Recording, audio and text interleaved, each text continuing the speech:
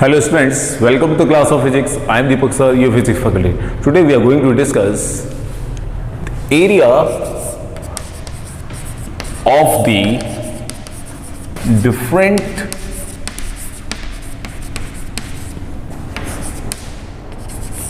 geometrical shape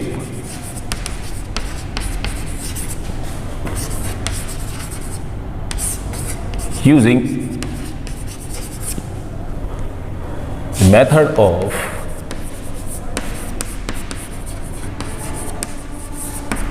integration या with the help of integration. कैसे निकालेंगे आइए देखते हैं. अगर मैं बात करूं बच्चों एरिया ऑफ रेक्टेंगल की,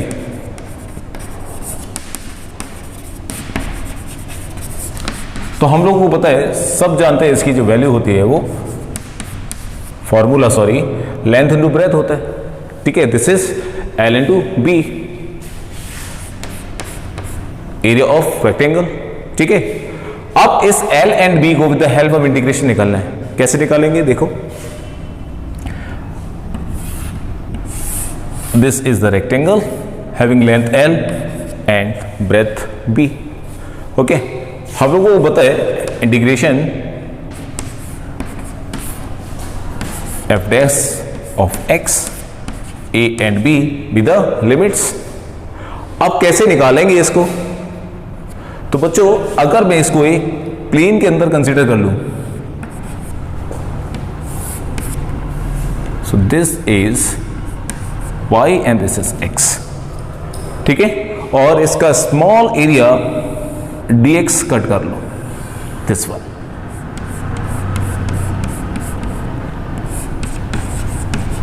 Why dx?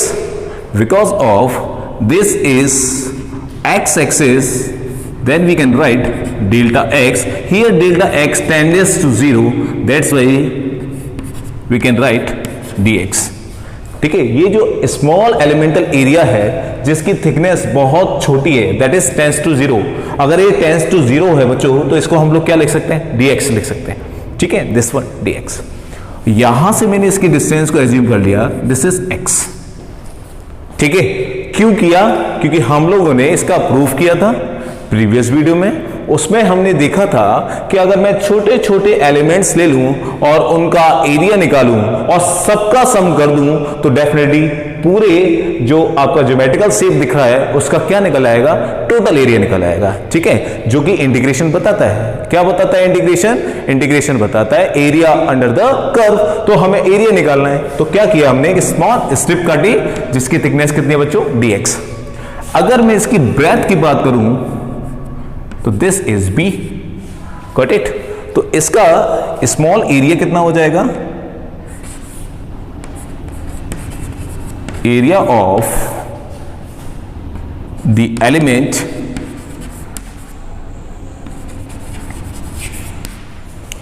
Area of the element या small elemental area dA is equal to length into breadth. Here length is what, this one, and this is dx.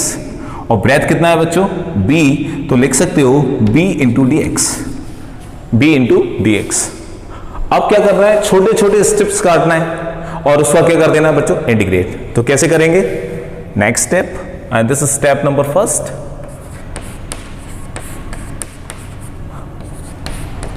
You can follow these steps and you can easily find this area with the help of integration.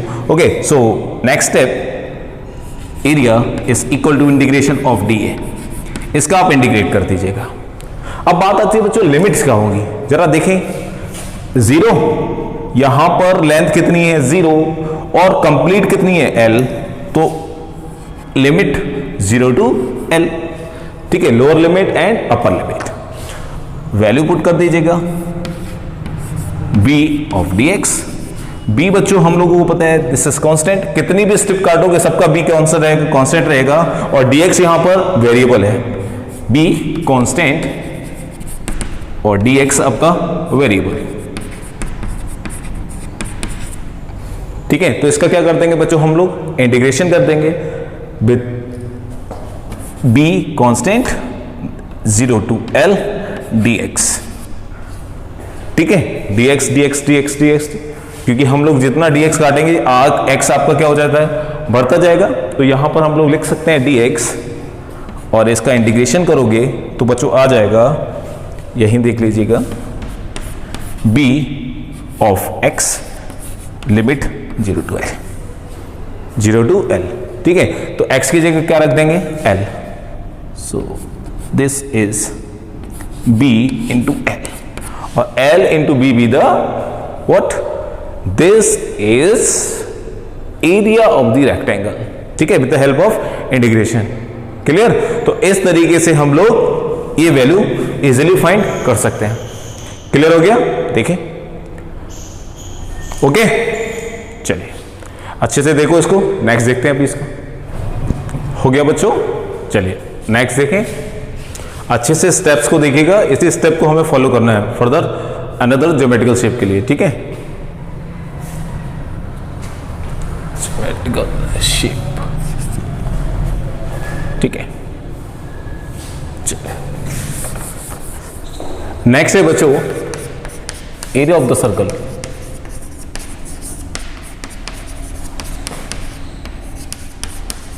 तो हम लोगों को पता है पाई r square, ठीक है, लेकिन हमें निकालना with the help of integration. So let us consider a circle whose radiuses are from the centre, ठीक है। अब इसमें क्या करें हम लोग, स्टेप से फॉलो करो।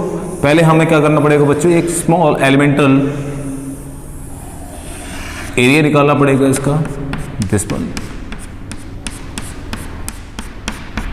इसका मैंने यहां से रेडियस मान लिया r, ठीक है। और ये अगर r है तो बच्चों ये जो हो जाएगी इसकी थिकनेस वो dr, ठीक है। तो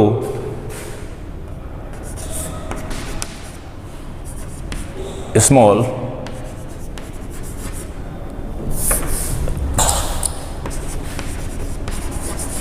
एरिया ऑफ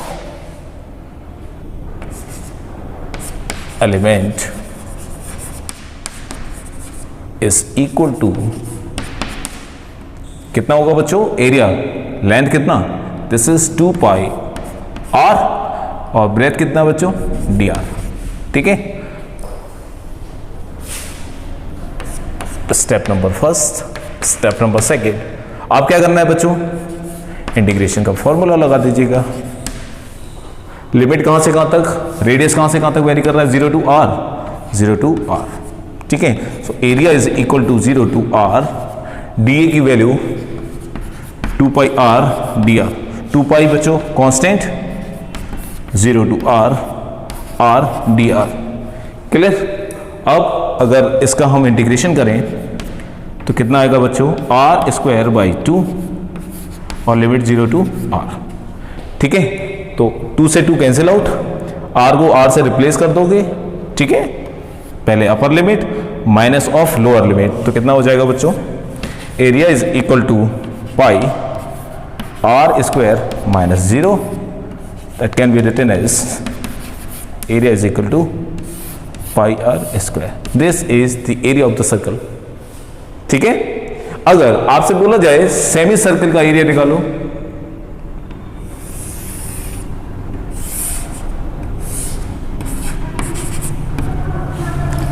ठीक है, element, this is the small element,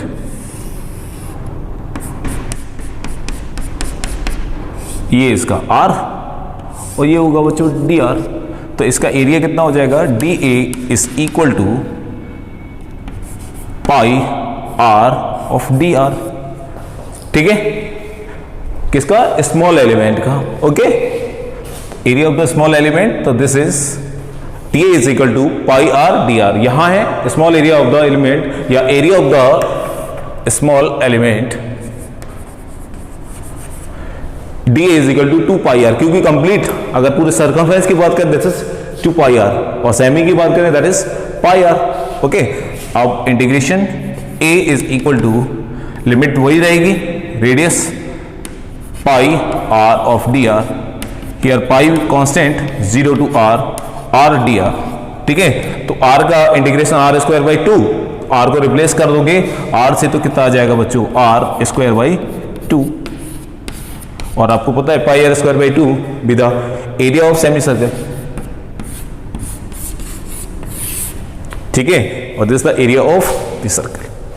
clear? देखें इसको, नेक्स्ट देखते हैं, इसके बाद हो गया। चलिए नेक्स्ट देखें। नेक्स्ट है बच्चों surface area of the ring. तो हम लोगों को पता है फॉर्मूला 4 पाई r स्क्वायर, ठीक है, but with the help of trigonometry ये हम लोगों ने एक स्फीयर लिया, दिस वन, ठीक है, और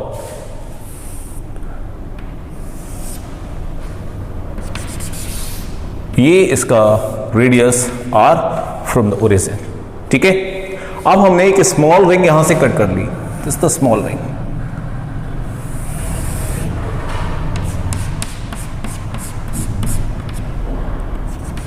ठीक है, जिसका रेडियस हमने कंसीडर कर लिया r के बराबर, दिस इज द रेडियस। अब अगर मैं इसकी थिकनेस निकालूं तो कैसे निकालेंगे, आइए देखते हैं। इस पॉइंट को यहां से मिला दें और इसको यहां से मिलाएं। ये एंगल अगर बेटा थीटा तो डेफिनेटली ये स्मॉल थीटा, क्यों, क्योंकि ये लेंथ बहुत छोटी होगी, दिस वन डी थीटा। अगर इसको मैं बाहर कंसीडर करूं बच्चों, ये रेडियस आर ओ, ये एंगल थीटा, तो ये डी थीटा, और ये है बच्चों आपका आर, और ये है आर्क, दिस वन, ये है ना, देखें इसको थोड़ा जूम करके बनाया। तो अगर मुझे ये निकालना हो आर्क, तो हमें फॉर्मूला पता है, angle is equal to arc upon radius. Radius क्या है बच्चों, आर, तो आर्क क्या हो जाएगा, आर डी थीटा। तो ये वैल्यू कितनी आ गई बच्चों, this one are d theta, are d theta. अच्छे से समझो इसको, ठीक है। अगर ये एंगल बच्चों थीटा, तो डेफिनेटली ये भी कितना होगा, थीटा, और ये इसका 90 डिग्री हो गया, ठीक है। इसको नाम दे दूं O P Q. In triangle O P Q we have cos theta is equal to base upon hypotenuse. तो बेस बच्चों r, hypotenuse this one, radius तो कांस्टेंट रहेगा, तो ये भी आर के बराबर। तो यहां से आर किसके बराबर आ गया, आर कॉस ऑफ थीटा के बराबर। ये निकाला क्यों है अभी पता चलेगा आपको। अब step number first,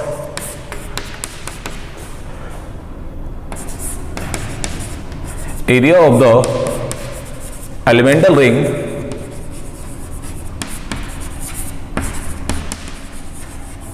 is equal to, अगर एरिया की बात करें एलिमेंटल रिंग की, तो वो कितना होगा बच्चों, दिस इज 2 पाई आर, ठीक है, दिस इज लेंथ, ब्रेथ कितना, आर डी थीटा। इस आर की वैल्यू 2 pi r cos theta of r d theta. इस वजह से हमने आर को फाइंड किया। कैलकुलेट करोगे 2 pi r square cos d theta, ठीक है, ये वैल्यू आ गई। क्लियर? तो यहां से अब सिंपल स्टेप नंबर सेकंड, ये theta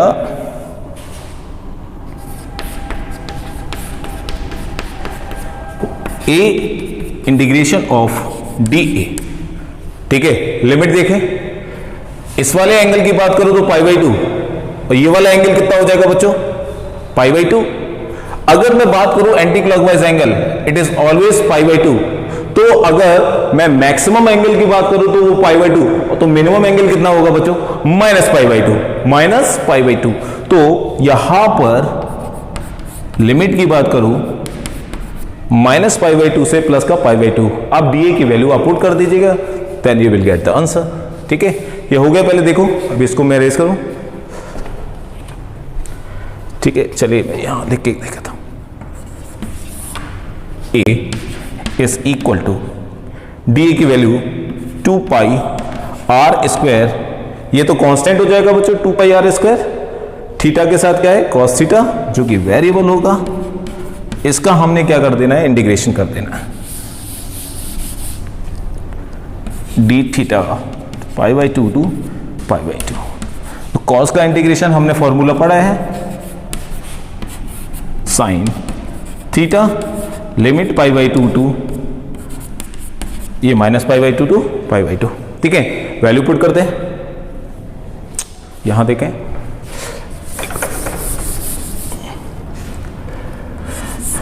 area is equal to 2 pi r square. So sine theta, तो थीटा को रिप्लेस करोगे upper limit pi by 2 minus of lower limit pi by 2 with minus sine, minus हमने बाहर लिया तो ये plus का हो गया दिस वन।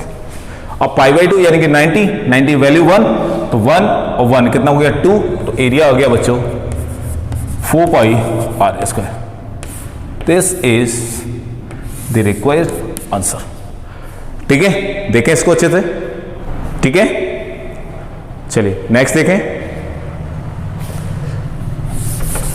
देखिए बच्चों, volume of the sphere,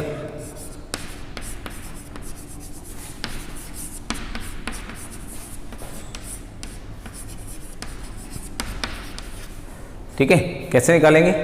formula हम लोगों को पता है, volume of the sphere is equal to 4/3 pi r cube, लेकिन हमें निकालना क्या with the help of integration.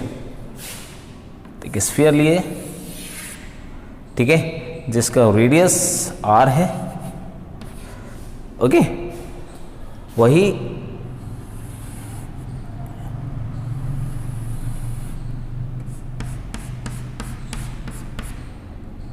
एक स्मॉल डिस्क ली जिसका रेडियस आर स्मॉल आर, और यहां से मैंने इसकी जो डिस्टेंस ली वो x, तो बच्चों ये क्या हो जाएगी dx। ठीक है, दिस इज dx। अगर इसको बाहर निकालें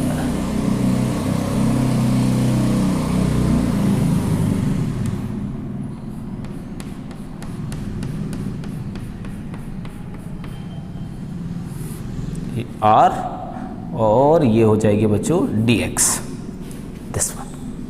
क्लियर? अब अगर मैं वॉल्यूम की बात करूं तो dv इज इक्वल टू कितना, एरिया इंटू विड्थ dx। तो एरिया कितना होगा बच्चों पाई, रेडियस कितना लिया है r dx। ओके, तो ये क्या हो गया बच्चों small volume that is pi r square of dx। ठीक है, अब अगर मैं r की वैल्यू यहां से देखूं तो बच्चों ये जो रेडियस है वो डेफिनेटली r है, तो ये भी क्या होगा r के बराबर, दिस वन। ठीक है, तो ये बच्चों अगर मैं इस r की बात करूं, this r definitely equal to with the Pythagoras theorem r square plus of x square.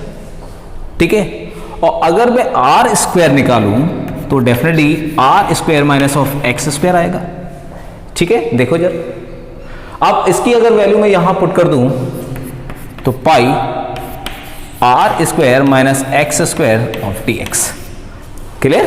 This one. अब नेक्स्ट स्टेप क्या है बच्चों आपका, v integration of dv। Limit की बात करते हैं बच्चों, तो अगर मैं ये वाला रेडियस r की बात करूं, ठीक है, this is r with the radius, तो इसकी लोअर लिमिट क्या हो जाएगी माइनस ऑफ r। ठीक है, माइनस r से r। ठीक है, this one.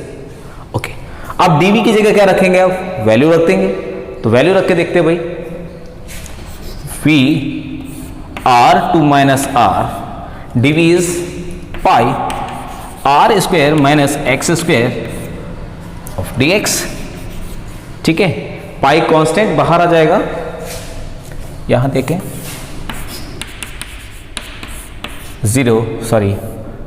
Minus r to r pi r square, तो पाई हमने बाहर लिया, अंदर बचा आर स्क्वायर dx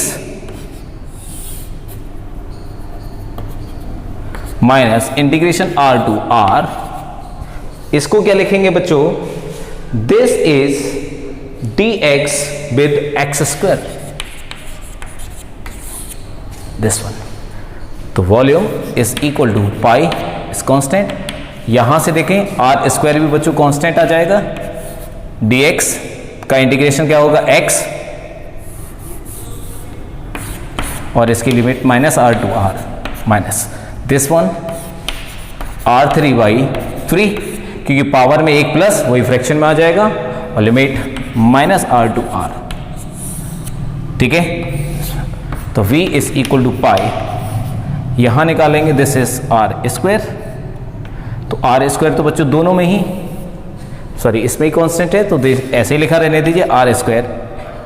एक्स की जगह क्या लगोगे, r minus of minus r, तो ये बच्चों क्या हो जाएगा 2r। ठीक है, कैलकुलेट करके देखिएगा, माइनस एक्स की जगह क्या आ जाएगा r, तो दिस इज r³ 3, और माइनस बच्चों हो जाएगा प्लस, अगेन कैलकुलेट करोगे तो v is equal to pi 2r³ minus this one 2r³ 3। ठीक है, कैलकुलेट करिएगा, 6r³ minus 2r³ 3 here 4r³ into pi with the answer. ठीक है, ये 3 as it is, that is 4/3 of pi. ठीक है बच्चों, हो गया। सेम कैलकुलेशन एक बार खुद से भी चेक करिएगा, ठीक है, हो सकता है मुझसे कहीं गलती हो गई हो, ठीक है, और रिजल्ट सही आया है तो गलती नहीं हुई है ना। ठीक है, तो बच्चों इसकी प्रैक्टिस करिएगा। कराने का मोटो यही था इनका कि 12th में भी यूज होने वाले हैं, तो इंटीग्रेशन का यूज हम लोग किस तरीके से करते हैं आपको आना चाहिए। प्रैक्टिस करो 102 बार, सबको आ जाएगा। ठीक है, चलिए बाकी नेक्स्ट वीडियो में हम लोग बात करते हैं। Okay, thank you.